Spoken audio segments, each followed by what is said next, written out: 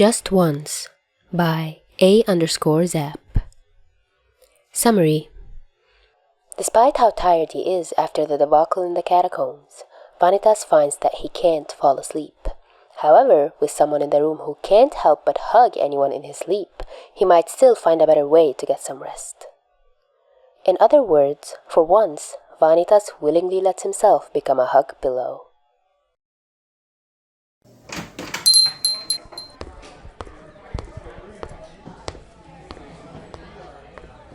It had been a long night. Vanitas knew from the start that it would be, the moment Dante dropped that familiar button into his hand with an unfamiliar and even higher number scratched into its back. He knew who the culprit for this incident was and where he would have to go. He knew he'd have to return to the place of his nightmares. It's why he hadn't even tried to sleep before sneaking off into the catacombs. He knew what would await him in dreams, and he hadn't wanted to miss the opportunity to deal with all of this while Noe was occupied with sleeping. That thought hadn't worked out like he had planned. However, part of him was glad that Noe came with him. For some reason, it had been easier to face that dreaded lab with his partner there by his side. And while he could have handled it by himself, he was glad that Noe had stopped Maru from taking his eye even though it had blown their cover. Vanitas knew that it was only with Noe's encouragement that they've been able to save the curse-bearer. And even before, he helped deal with that pesky Roland without anyone dying. It was as amazing as it was annoying. The other part of him was irked that Noe was now fretting over him like some sort of damsel. It made him regret the few pieces of his past he had to reveal or Maru alluded to. It probably had not helped Noe's attitude. Because above all else, Noe simply wouldn't let him sleep. After retrieving their hidden clothes and changing out of their stolen chasseur uniforms, Noe insisted they stop for breakfast instead of letting Vanitas retreat to the hotel immediately. Admittedly, he had been somewhat hungry after their exertions, but his churning stomach from all the reminders of his past had been less than encouraging. Vanitas managed to choke down a croissant from the bakery they stopped at just to avoid Noe's puppy-eyed gaze. But now they'd finally returned to their room, the safest place Vanitas knew he could get in his circumstances, and Noe was still giving him those gentle, careful glances. "Will you finally let me sleep?" Vanitas groused as they walked through the door and he dumped the chasseur's uniforms next to it. "Or are you going to insist on continuing your mother henning?" To his disgruntlement, Noe hesitated like he was taking his question seriously. "Are you sure you don't want to wash first, or check your wounds? I know you take longer to heal than—" Vanitas groaned as he shucked his coat off. "I treated both of our injuries when we got our clothes back. They're fine."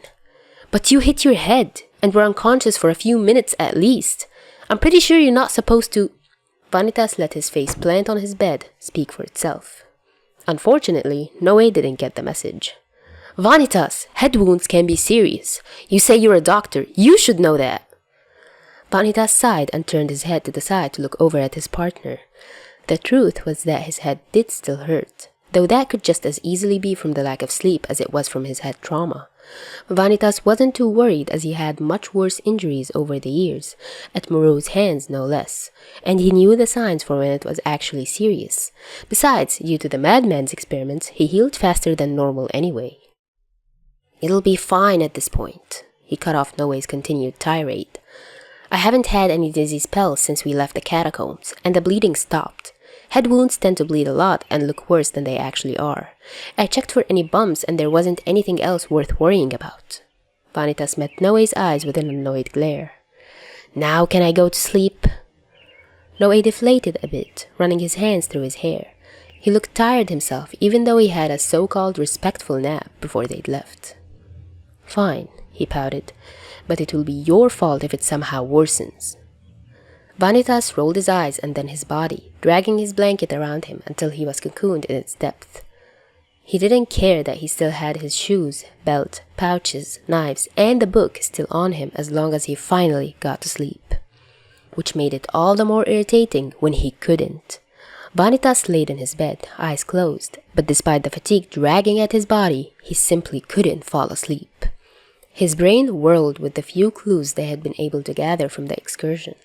He couldn't guess who in their right mind would actually support Moreau in his research, but it was someone who clearly held a lot of power. With M. Spider's presence, he also had ties to Charlatan as well, though that hadn't stopped him from unknowingly kidnapping a curse bearer. A chasser might also be involved, given how Woooo easily returned to his old lab. So many questions, and though Vanitas could make a few conjectures, he had no answers for all of his efforts. When he wasn't thinking about the events of the night, his mind instead replayed all of the horrors of his youth. The blood, the screams, the pain, Mikael. Vanitas clutched his blanket tighter at the thought of his lost brother. Memories came to mind that would undoubtedly become even more vivid in his nightmares. Giving sleep up as a lost cause, Vanitas stayed where he was and instead listened as Noe puttered around the room. Noe spent some time in the bathroom taking a shower, and then once he redressed, he opened the door for Amelia to inform her that they had come back safely. After that, he spent the rest of the day reading or attempting to play with Myr. Occasionally, Vanitas could sense Noe hovering over him, undoubtedly still fretting, but luckily, he didn't seem to notice that Vanitas was still awake and left him alone. Noe left when it came time for dinner, but he wasn't gone for long. He just went to get the food and returned to eat it in their room. After everything that happened, it seemed Noe was reluctant to leave him alone for long. It was only once evening set in and Noe finally went to his bed that Vanitas sat up in his bed. He was still tired, but lying with his eyes closed was better than nothing, so his mood was improved from earlier. Vanitas rose and went through his own bedtime routine, taking a shower and changing into his night clothes after checking on the injuries. Like he thought, they were already well on their way to healing. Vanitas decided he would continue trying to sleep inside tonight, not feeling like climbing out onto the roof, but as he went to return to bed, he paused to observe Noe in his. Noe hugged his pillow close to his chest as usual. He hadn't yet started his nightly shuffling about, so he was still in the relative center of the bed. Unusually, there was a crease in his forehead and a frown on his lips that spoke of troubled dreams. For a moment, Vanitas' breath caught in his throat as he looked at Noe. A feeling, an urge really, that he hadn't felt in ages suddenly rose in his chest. Or maybe he'd never actually felt like this. It was hard to be sure considering what he wanted. Vanitas had been subjected to Noe's habit of making a hug pillow out of whoever was within his grasp on several occasions already. The first time had been within mere days of meeting each other. Each time, Vanitas had managed to wiggle his way out, scolding the other upon waking him up with his struggles. He hadn't liked being held so tightly against his will like that. But right now, well, he already hadn't had any success trying to fall asleep by himself. With quiet steps, Vanitas approached Noe's bedside. He hesitated for one moment more before he gently tugged Noe's pillow from his arms and placed it once more underneath his head. Noe's brow furrowed even more and his hands immediately began patting the bed for something to hug. Vanitas took the opportunity to slip beneath the covers and into his arms. Before, Noe always ended up grabbing him and jerking him in so Vanitas' back met his chest. Vanitas didn't like that position. It reminded him too much of how Mikael would curl up behind him whenever one of them had a session with Woooo. So this time, Vanitas allowed himself to face Noe instead as those seeking hands found him and immediately pulled him into a tight embrace. Vanitas found his head nestled in Noe's chest as those strong arms wound around him. His heart pounded in his own chest from all the contact, but it wasn't cloying or suffocating as Roland's hug had been earlier. It wasn't the worst thing he'd experienced, at least. He shifted slightly, getting into a better position until he fully settled in, Noe's heartbeat thrumming in his ear underneath where he laid. It was comforting, in a way, a reassurance that this was real and not simply a dream of some place better than the chilly catacombs. This was actually nice. Noe must have agreed as he sighed, his face smoothing out as Vanitas glanced up, and he nuzzled Vanitas' hair while he tangled their legs together. They lay together for some time. Vanitas wasn't sure for how long as he adjusted to his new situation. But slowly and surely, to his surprise, Vanitas finally felt his brain shutting down, his thoughts coming to a sleepy halt, his eyes drifting shut. Just once, he'd let himself have this comfort, just this once. It was the one thing he'd let himself have as he finally went to sleep, the nightmares chased away by Noe's reassuring presence.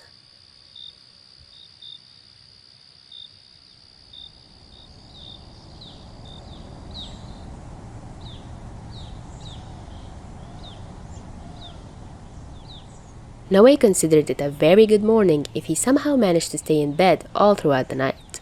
More often than not, he awoke on the floor, but given how that was more normal for him, it didn't necessarily indicate a bad morning. Still, waking up in bed was truly a treat. So as Noe slowly woke and became aware of the soft mattress underneath him, he knew it would be a good day despite the trials of the day before. However, he quickly noticed that something was off. His pillow was beneath his head, and in his arms was... Vanitas? Noe cracked his eyes open and looked down. Vanitas was indeed within his arms, face buried in his chest, so he still couldn't see Vanitas' sleeping face. His slow heartbeat and breaths indicated his partner was still asleep while Noe was awake first, something that had never happened in all of their acquaintance. Noe couldn't help but stare. This was entirely unprecedented. Usually, whenever Noe accidentally dragged Vanitas to him in his sleep, the other made his displeasure clear to anyone in hearing range, hissing and spitting like Mer did when he was in a mood.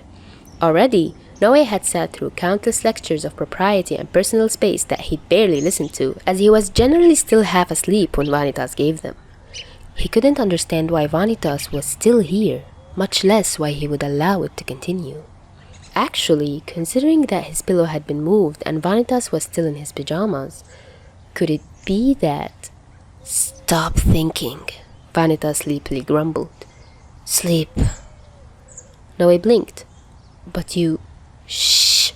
Vanitas' ungloved hand pawed gently at his face in an uncoordinated attempt at shushing him. "Just this once, sleep." "But sleep," Vanitas demanded one last time before he somehow snuggled even closer, his hands clutching at Noe's nightshirt, and fell back asleep. Noe stared down at him, still trying to make sense of all of this. At the very least, he was grateful that Vanitas seemed to finally be getting some real sleep. He'd noticed the day before that despite his whining, Vanitas hadn't actually slept at all. But now... Noe sighed at his contrary partner and ignored the light of the coming day and the tasks that surely needed to be done as he closed his eyes again. If this was the only time Vanitas would allow it, he wanted to savor every moment of getting to sleep with someone once more. He curled around Vanitas, holding him tighter, as he reassured himself that Vanitas was here and alive. And so, dawn broke as Noe and Vanitas slept soundly in each other's arms.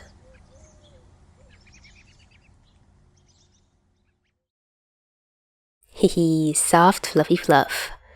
I mean, Vanitas seeking comfort after that whole debacle makes so much sense, and seeking it from Noe, who was his protector and safe space throughout it, makes even more sense.